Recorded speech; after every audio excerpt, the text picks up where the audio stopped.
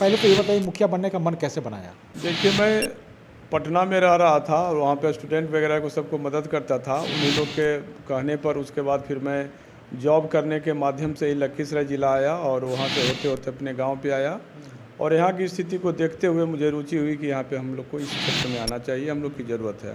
मतलब ज़रूरत के लोगों के हिसाब से आप आने का मन बनाए। जी बिल्कुल। तो ये बताइए कि जब आप मुखिया बन जाते हैं, शपथ लेते हैं, प्रथम हस्ताक्षर जो होता है किस कार्य योजना पर होता है? देखिए, हम लोग के पंचायत में पूर्व से ही काफ़ी विकास था और उसके बाद ये तो जानते ही हैं, आपकी एक्सपेक्टेशन लोगों की और दिनों दिन बढ़ते आ रही है। तो मुख्य रूप से हम लोग का जो क्षेत्र है वो नली गली पीसीसी वगैरह से जुड़ा हुआ था।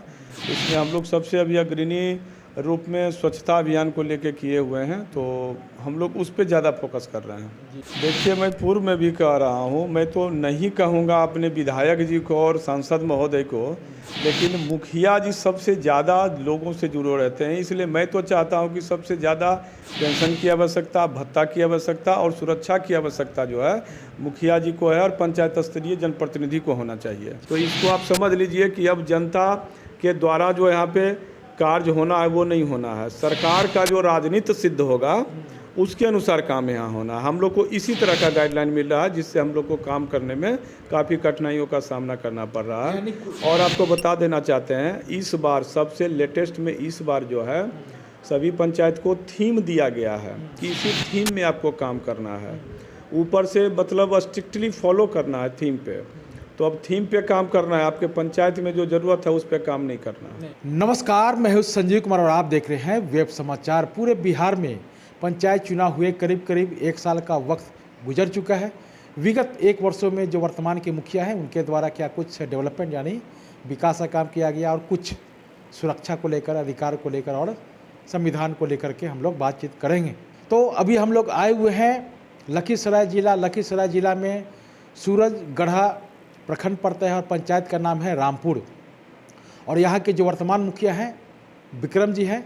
तो इनसे जानते हैं कि जब आप मुखिया बने, मुखिया बनने के बाद शपथ लिए, शपथ लेने के बाद प्रथम हस्ताक्षर जो हुआ किस कार्य योजना को लेकर के किया गया, इसके साथ साथ अन्य मुद्दों पे बातचीत होगी। पहले तो विक्रम जी आपको वेब समाचार में बहुत बहुत स्वागत करते हैं। जी, आपको भी बहुत बहुत नमस्कार। वेब समाचार के माध्यम से और भी सभी व्यूअर्स को हम अपना शुभकामना और नमस्कार देना चाहते हैं। अच्छा बताइए विक्रम जी कि जब आप मुखिया बनते हैं, पहले तो ये बताइए मुखिया बनने का मन कैसे बनाया? देखिए, मैं पटना में रह रहा था और वहाँ पे स्टूडेंट वगैरह को सबको मदद करता था। उन्हीं लोग के कहने पर उसके बाद फिर मैं जॉब करने के माध्यम से ही लखीसराय ज़िला आया और वहाँ से होते होते अपने गांव पे आया। और यहाँ की स्थिति को देखते हुए मुझे रुचि हुई कि यहाँ पे हम लोग को इस क्षेत्र में आना चाहिए, हम लोग की ज़रूरत है। मतलब ज़रूरत के लोगों के हिसाब से आप आने का मन बनाए। जी बिल्कुल। तो ये बताइए कि जब आप मुखिया बन जाते हैं, शपथ लेते हैं, प्रथम हस्ताक्षर जो होता है किस कार्य योजना पर होता है? सरकारी, हालांकि नॉर्मली तो बहुत सारे होते हैं, जातीय आवासीय होता है, प्रथम सरकारी योजना। देखिए, हम लोग के पंचायत में पूर्व से ही काफ़ी विकास था और उसके बाद ये तो जानते ही हैं, आपकी एक्सपेक्टेशन लोगों की और दिनों दिन बढ़ते आ रही है। तो मुख्य रूप से हम लोग का जो क्षेत्र है वो नली गली पीसीसी वगैरह से जुड़ा हुआ था। इसमें हम लोग सबसे अभी अग्रणी रूप में स्वच्छता अभियान को लेके किए हुए हैं, तो हम लोग उस पर ज़्यादा फोकस कर रहे हैं। जी, तो इस पे आपका सड़क नली गली प्रथम प्राथमिकता आपने दिया। 15वीं से सष्टम से क्या कुछ काम हुआ?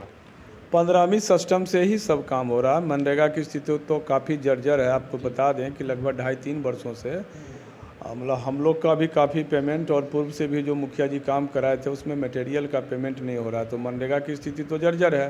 तो जो भी काम हम लोगों ने किया है 15वीं और सष्टम से ही किया है। पीएम आवास योजना के द्वारा करीब करीब कितने लोग को आवास मिला? हम लोग के पंचायत में 180 लोगों को प्रथम वर्ष में मिला है। कितना मिला था? लगभग 558 का है। इसमें से 180 को जी लोगों को मिला। जी। अच्छा, इस पंचायत की सबसे बड़ी समस्या क्या है? हम लोग की समस्या जल निकासी की समस्या, जो वेस्ट वाटर हम लोग के यहाँ से निकलता है उसका जो है गंतव्य तक निकास नहीं है। सबसे बड़ी समस्या आज के डेट में हम लोग का यही है। अच्छा, ये बिहार के मुख्यमंत्री नीतीश कुमार कहते हैं कि हर पंचायत में सरकार भवन होना चाहिए, क्या आपके पंचायत में है? पंचायत सरकार भवन है नहीं, लेकिन सरकार का मुहिम चला और उसके तहत हमारा भी पंचायत में ज़मीन का सारा प्रक्रिया खत्म हो गया है और शायद सरकार के द्वारा कहना है कि राशि की अभाव में हम लोग नहीं दे पा रहे हैं। इस वित्तीय वर्ष में लग रहा है कि आ जाएगा राशि। जी, नीतीश कुमार का दूसरा ड्रीम प्रोजेक्ट है 7 निश्चय योजना पार्ट 2 में कि लोहिया स्वच्छता अभियान को लेकर के आपके पंचायत की क्या स्थिति? मैं बता दूं, ये रामपुर सौभाग्यशाली है कि लोहिया स्वच्छ बिहार में डीडीसी के द्वारा सबसे पहला पंचायत रामपुर ही रहा जिसमें जो है लोहिया स्वच्छ बिहार पार्ट 2 और सतनीचे पार्ट 2 के तहत जो है यहाँ पे वो अपने से आके डीडीसी सर उद्घाटन किए थे और विधिवत रूप से बहुत अच्छे से काम हो रहा है। अच्छा बताइए, पूर्व पंचायती राज मंत्री ने कहा था कि सारे मुखिया को आत्म सुरक्षा को लेकर के लाइसेंस दिया जाएगा, क्या आपने आवेदन किया, क्या स्थिति है?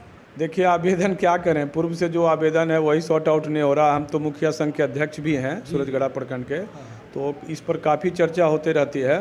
कुछ लोगों ने संबंधित मंत्री से मिला भी, तो उन्होंने कहा कि भाई हम लोग बोले हैं लेकिन उसका प्रक्रिया अभी शुरू नहीं हुआ है और स्थानीय स्तर पे डीएम साहब को इसके लिए जिम्मेदारी दी गई थी, तो उन्होंने कहा कि भाई तो जाके मंत्री जी बोले हैं तो मंत्री जी से मिला जाए। जी। अच्छा ये बताइए कि अधिकारों को लेकर क्या कहते हैं? जिस तरह से भारत के राष्ट्रपिता जो है महात्मा गांधी ने कहा था कि अगर ग्राउंड लेवल पे डेवलपमेंट करना है, विकास करना है, तो पंचायत सरकार का गठन करना होगा।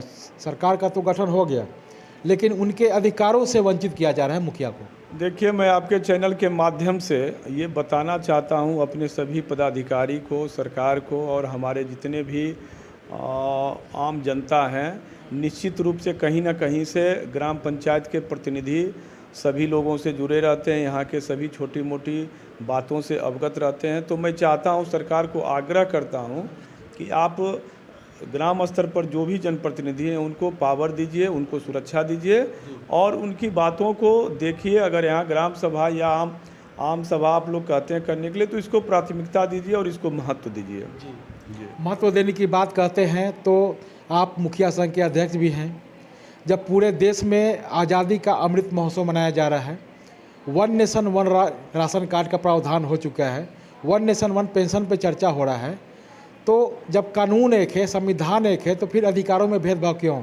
एमपी एमएलए का भी कार्यकाल 5 साल, आपका भी कार्यकाल 5 साल, तो क्या एमपी एमएलए को जो सुविधा मिलता है, पेंशन जो मिलता है कार्यकाल समाप्त होने के बाद, क्या मुखिया जी को नहीं होना चाहिए? देखिए, मैं पूर्व में भी कह रहा हूँ, मैं तो नहीं कहूँगा अपने विधायक जी को और सांसद महोदय को, लेकिन मुखिया जी सबसे ज़्यादा लोगों से जुड़े रहते हैं। इसलिए मैं तो चाहता हूँ कि सबसे ज़्यादा पेंशन की आवश्यकता, भत्ता की आवश्यकता और सुरक्षा की आवश्यकता जो है मुखिया जी को है और पंचायत स्तरीय जनप्रतिनिधि को होना चाहिए। अच्छा बताइए कि जनता को आपने वादा किया था कि मैं ये डेवलपमेंट करूँगा, वो करूँगा, 1 साल का वक्त गुजर चुका है, कितना परसेंट जो आपने मैनिफेस्टो बनाया था उस पर कितना परसेंट काम हो गया और कितना बाकी है?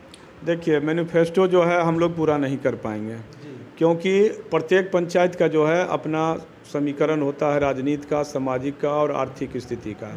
तो सरकार का जो ऊपर से गाइडलाइन है हम लोग को उसको फॉलो करना है, ना कि आम सभा का जो यहाँ पे आम सभा आम जनता का जो काम रहता है उसके अनुसार करना है। जनता तो आपको चुनी है, तो इसको आप समझ लीजिए कि अब जनता के द्वारा जो यहाँ पे कार्य होना है वो नहीं होना है, सरकार का जो राजनीति सिद्ध होगा उसके अनुसार काम यहाँ होना है। हम लोग को इसी तरह का गाइडलाइन मिल रहा है जिससे हम लोग को काम करने में काफ़ी कठिनाइयों का सामना करना पड़ रहा है। और आपको बता देना चाहते हैं, इस बार सबसे लेटेस्ट में इस बार जो है सभी पंचायत को थीम दिया गया है कि इसी थीम में आपको काम करना है, ऊपर से मतलब स्ट्रिक्टली फॉलो करना है थीम पे। तो अब थीम पे काम करना है, आपके पंचायत में जो ज़रूरत है उस पर काम नहीं करना है।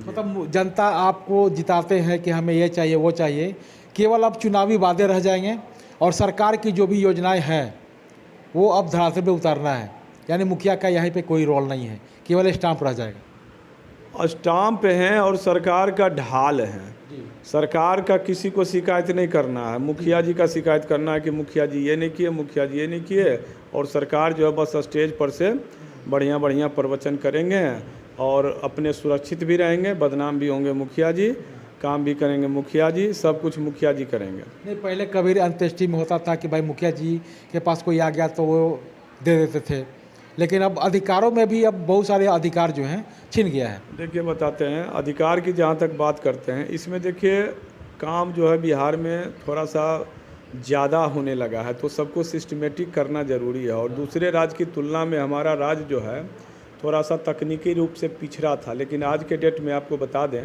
इसमें राज्य सरकार की वाहवाही हम कर रहे हैं।